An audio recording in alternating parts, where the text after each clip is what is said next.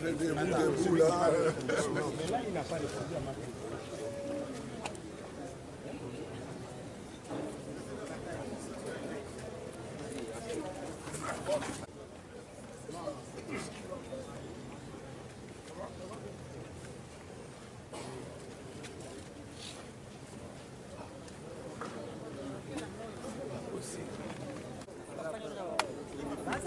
Pardon.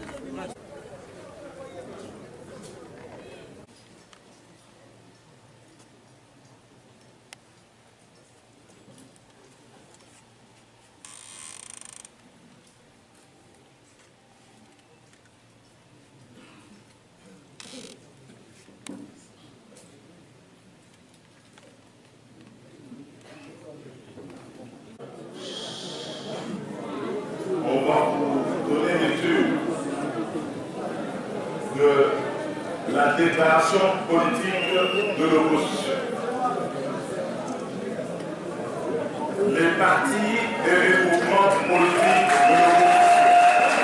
politiques de l'opposition ont examiné le discours du président Joseph Kabila sur l'état de la nation, discours prononcé le 19 juillet 2018 devant les deux chambres réunies en Congrès. Ce discours confirme que M. Kabila est indubitablement dans la logique du coup de force après avoir instrumentalisé toutes les institutions de la République, procédé à une mise en place frauduleuse des membres de la Cour constitutionnelle, recruté et formé des milices politiques dévouées à sa cause au sein de son parti, et confié le commandement des forces armées de la République démocratique du Congo et de la police nationale à des officiers généraux visés par des sanctions internationales pour abus et atteinte aux droits humains.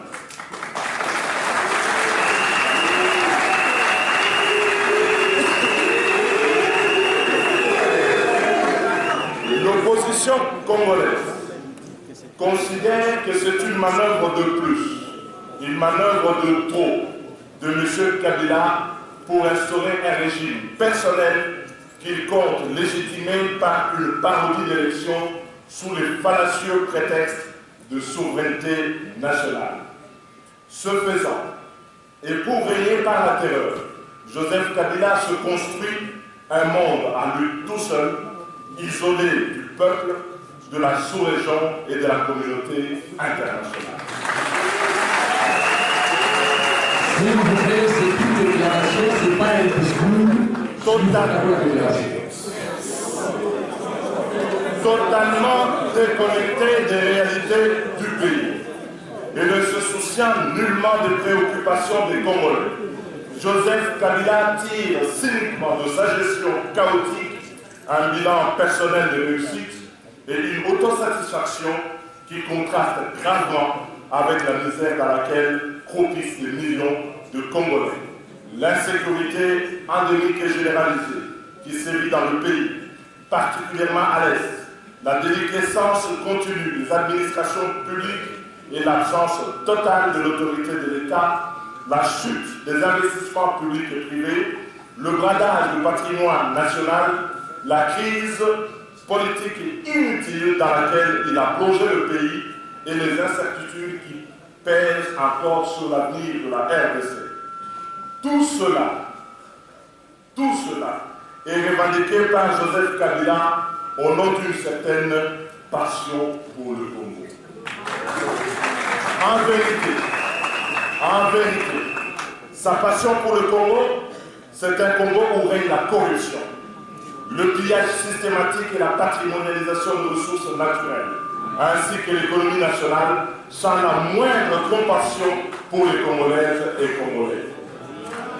La passion pour le Congo qu'évoque M. Joseph Kabila, ce sont les scandales financiers de Panama Papers, de la BGFI, le Passport Gate, la dissipation de plus d'1 milliard de dollars de pas de porte, de contrats miniers, des marchés publics octroyés à des proches sans appel d'offres et des commissionnaires internationaux, des détournements scandaleux des deniers publics dans l'impunité la plus totale, la distribution des privilèges à des proches dans la seule perspective de se maintenir au pouvoir.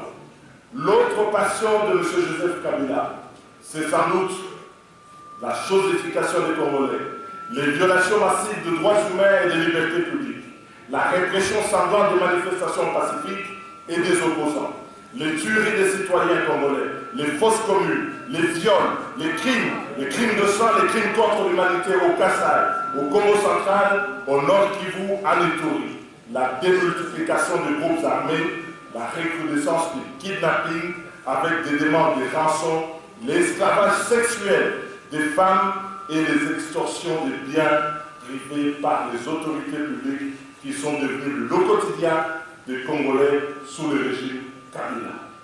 La grande passion de M. Kabila, c'est aussi l'appropriation de la Commission électorale nationale indépendante afin de poursuivre l'entreprise de se servir au sommet de l'État en appauvrissant les Congolais à qui il reproche avec ironie de faire trop d'enfants. L'opposition stigmatise l'énorme gâchis des vies humaines, des ressources naturelles et matérielles, ainsi que les efforts de la communauté internationale pour bâtir un État stable et démocratique au Congo, gâchis auquel ont conduit les nombreuses tentatives d'instauration de la dictature et de dépatouillage de la Constitution par Joseph Kabila. L'opposition congolaise exige les élections crédibles, transparentes et apaisées qui respectent la Constitution, l'accord de la Saint-Sylvestre, ainsi que les résolutions 2348 et 2409 du Conseil de sécurité des Nations Unies. L'opposition politique souligne qu'au-delà de la non-représentation de M. Joseph Kabila à l'élection présidentielle, qui est un acquis découlant de la Constitution de la République en ses articles 70 et 220 et de l'accord de la Saint-Sylvestre, l'opposition politique fera obstacle à tout processus électoral conduit de manière unilatérale par le camp de M. Kabila et basé sur la fraude ou organisé en violation des droits et libertés des citoyens. Pour l'opposition politique, il est donc impérieux par conséquent que 1. Le fichier électoral soit nettoyé de près de 10 millions de présumés fictifs qui logent sur un total de 40 24 897 enrôlés. 2. Que la machine à voter non prévue par la loi électorale, ni dans le calendrier de la CENI, et sans consensus des acteurs politiques et sociaux, soit purement et simplement écartée. 3. Que la mise en œuvre des mesures de décrispation politique prévues dans l'accord du 31 décembre 2016 soit effective, notamment par le retour en homme libre et en toute sécurité de Moïse Katumbi, Antipas Moussa Nyamwisi, de Floribert Anzoulouni, ainsi que par la libération des prisonniers et détenus politiques dont Jean-Claude Mouyamo, Franck Diongo et Yoni Ndongala, ainsi que tous les militants des mouvements citoyens Filimbi et Lucha. 4. Que la CENI soit redynamisée, notamment par le remplacement du délégué de l'UDPS, comme prévu dans l'accord de la Saint-Sylvestre. Par ailleurs, l'opposition relève qu'ayant perdu toute légitimité pour engager la nation congolaise, Joseph Kabila est désormais le mal congolais.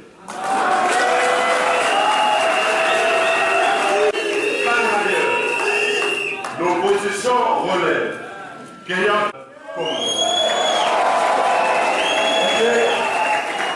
l'obstacle majeur à l'alternance démocratique en République démocratique du Congo et constitue le principal facteur d'instabilité dans la région du Grand Lac. C'est pourquoi l'opposition politique dénonce les actes posés par M. Joseph Kabila depuis l'expiration de son mandat pour se maintenir au pouvoir, actes qui impactent sans doute et de manière négative le fonctionnement régulier de la République et compromettre son avenir. 2. Met en garde toute velléité de conclure avec Joseph Kabila et son gouvernement tous illégitimes des accords, des contrats ou conventions généralement quelconques portant notamment sur les finances publiques, le patrimoine de l'État et les ressources naturelles de la République démocratique du Congo, et tout ça aux intérêts vitaux de la nation congolaise. 3. L'opposition appelle le peuple congolais à mettre fin à la passion criminelle de Joseph Kabila pour le Congo, qui précipite le pays vers le chaos.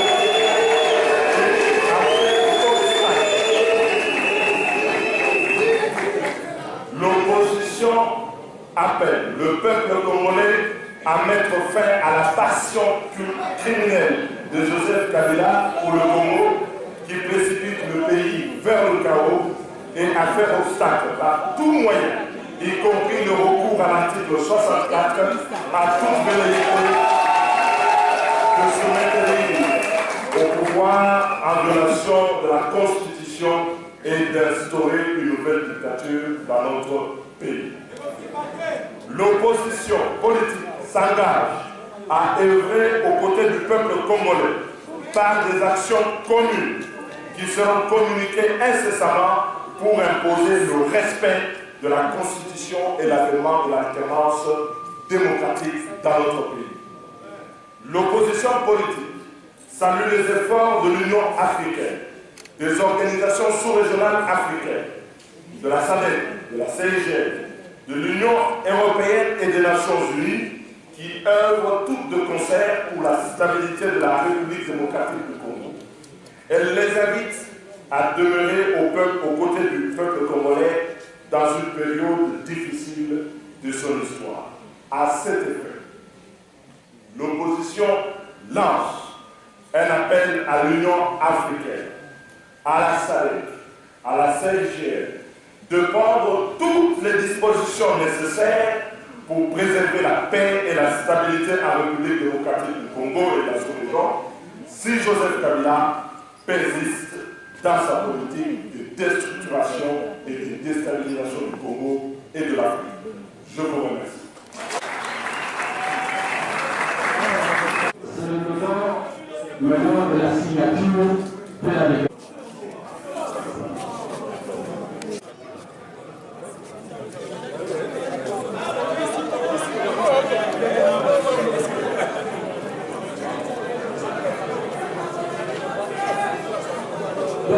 Maintenant, c'est l'UDPS qui signe par la signature du secrétaire général Marc Barou.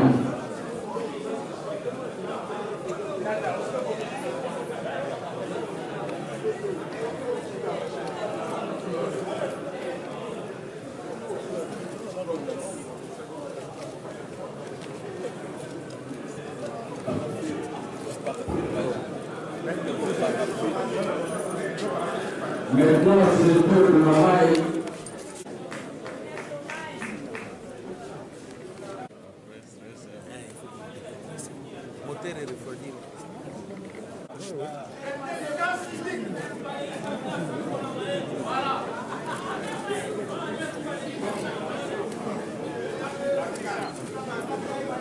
Collectif qui annonce les vice-présidents de l'Assemblée.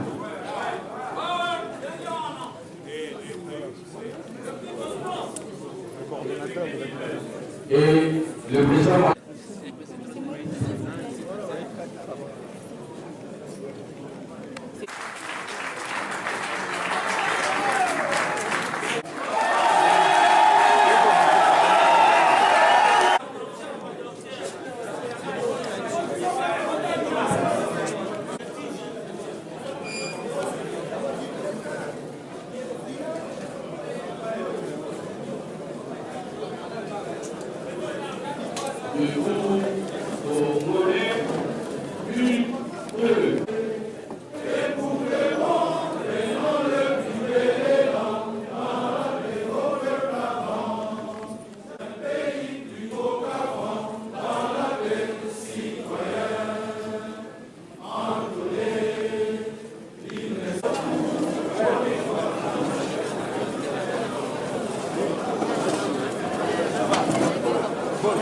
ça va.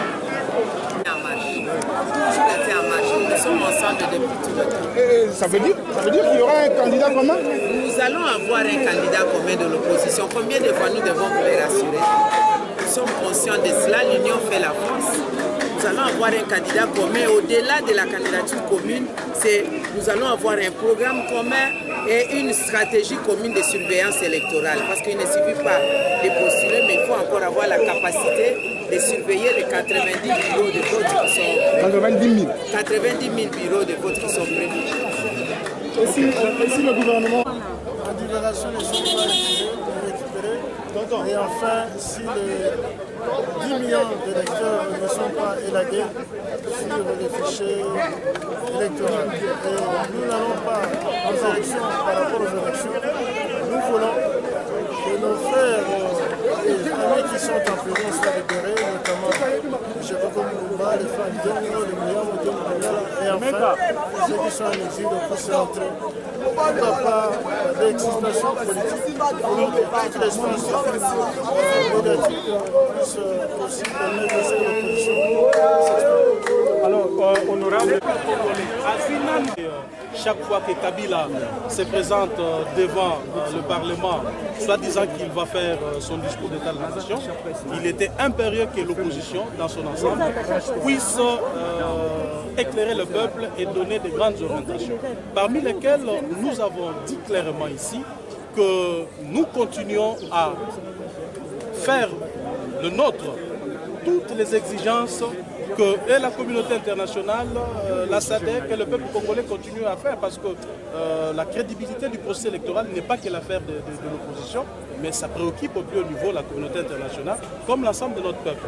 Et nous insistons pour dire que la non-participation de M. Kabila aux élections cette fois-ci n'est pas un cadeau qu'il donnera au peuple congolais. Il faudrait que le peuple comprenne cela. Parce que moi je crains que le jour où la majorité présidentielle ira déposer la candidature d'une autre personne, que le peuple congolais puisse penser que c'est un cadeau et qu'il y ait des scènes de liesse partout. Cela risque de dégonfler les ballons, cela risque de mettre en péril les revendications qui tentent à crédibiliser le processus électoral. Donc aujourd'hui, c'est clairement établi que dans un processus électoral, comme Kabila et Nanga nous présentent, l'opposition n'est pas partie prenante. Nous nous dessaisirons à tout moment et cela est dit. Qu'est-ce que vous attendez concrètement que la communauté internationale fasse? La communauté internationale a le devoir de nous accompagner parce que nous sommes membres de cette communauté internationale. Et nous ne demandons pas plus. Nous demandons ce que la communauté internationale pèse dans la crédibilisation de ces processus. Parce que ça ne sert à rien qu'on aille aux élections qui vont déboucher demain sur des contestations ou sur une guerre civile. Ça ne nous servira à rien. Et je crois que la communauté internationale qui débourse des milliards chaque année dans ces pays à travers la MONUSCO n'a pas intérêt à laisser ces processus électoraux évoluer à volo et ensuite regretter par la suite. Le président Kabila justement a dit que la RDC n'attend pas à recevoir des leçons de qui que ce soit. Non, c'est pas sérieux ce qu'il a dit. Pour un chef de l'État, dire ça, je pense que c'est dans ces contextes de la globalisation du monde et de la communauté, je pense que c'est imprudent de sa part. Parce que chaque jour, le Congo a besoin des autres. Chaque jour qui passe, le Congo bénéficie des aides venant des autres. Alors qu'il rompt carrément les relations avec le monde extérieur. Chose qui serait impossible. Qu'il rejette tout ce que le Congo bénéficie comme de l'aide. Parce que nous bénéficions de l'aide, même dans des domaines où on ne pouvait pas bénéficier de l'aide. C'est même honteux pour notre pays. Et s'il dit ça, c'était pour amuser la galerie ou pour distraire ses amis qui étaient autour de lui. Parce qu'à chaque fois qu'il disait ça, vous avez observé des gens applaudir, comme qui dirait c'était dans un cirque où lui-même était... je ne veux pas dire qu'il était clown. Dernière question, vous demandez également au peuple de se prendre en charge dans votre déclaration. Bien sûr, parce que nous avons comme l'impression que le peuple congolais a tendance à lâcher de foi, a tendance à observer les acteurs politiques faire.